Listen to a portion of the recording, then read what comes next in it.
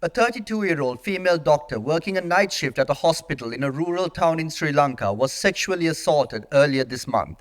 Hello, welcome to What's the Point with Kusum. This podcast segment is for entertainment purposes only.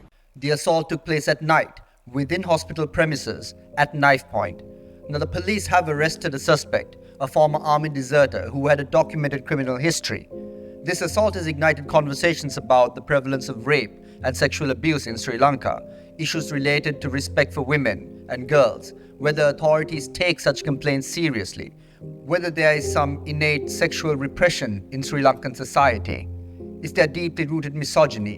Why is there prevalent harassment in public spaces and public transport, catcalling, groping, staring, public exposure and masturbation, even threatening behavior? Now, real data and statistics on rape and sexual violence and assault in Sri Lanka are extremely misleading due to chronic underreporting of such incidents. Victims often face shame and stigma and concern at being blamed or judged by society. There is also a fear of retaliation and a distrust of institutions, especially the police, which is the point of first contact for a victim. It's also been reported that police officers can often be dismissive and present a tendency to trivialize an incident. Often the victims are traumatized due to the manner in which the investigations are carried out, which often dissuades victims from reporting it in the first place. Sri Lanka has a low conviction rate for cases of sexual assault, which is basically evidence that the system doesn't work. So why would anyone trust it? Sexual harassment in public spaces, daily harassment such as catcalling, leering, groping, has become so commonplace that it is now seemingly normalized in our society.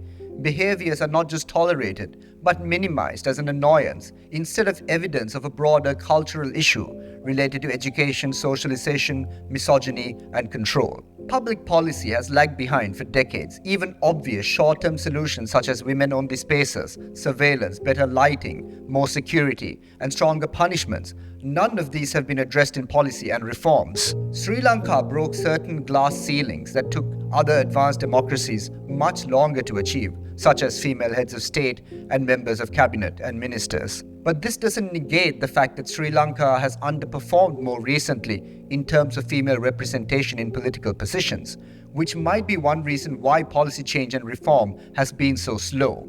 Are there more deep-rooted issues related to patriarchy and misogyny? Do we still conform to more traditional versions of female roles, such as mothers and wives? And how does this impact perceptions of the boundaries of female autonomy beyond such traditionally defined roles? Sri Lankan society seems to conform to and maintain traditions rooted in moral structures that rely on conservative and religious orthodoxy, which tends to discourage or avoid conversations about sex, consent, and gender equality. There is no culture of open and frank conversation. Issues of economic independence are also contributors to the prevailing culture and act as a means of control over family structures.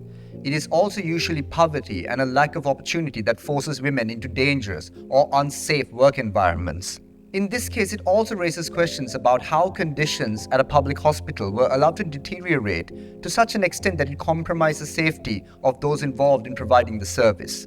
This was a blatant disregard for work environment and safety, likely an outcome of our poorly funded health system, which remains underfunded to this day. As more and more public services such as health and education go underfunded, more and more of these tragedies and disasters are likely to occur. Security is a basic requirement at any institution, especially one that operates at night. So, does Sri Lanka have innate issues of sexual repression, violence against women, and misogyny? Or is this just another example of Sri Lanka's failing public services? What's the point?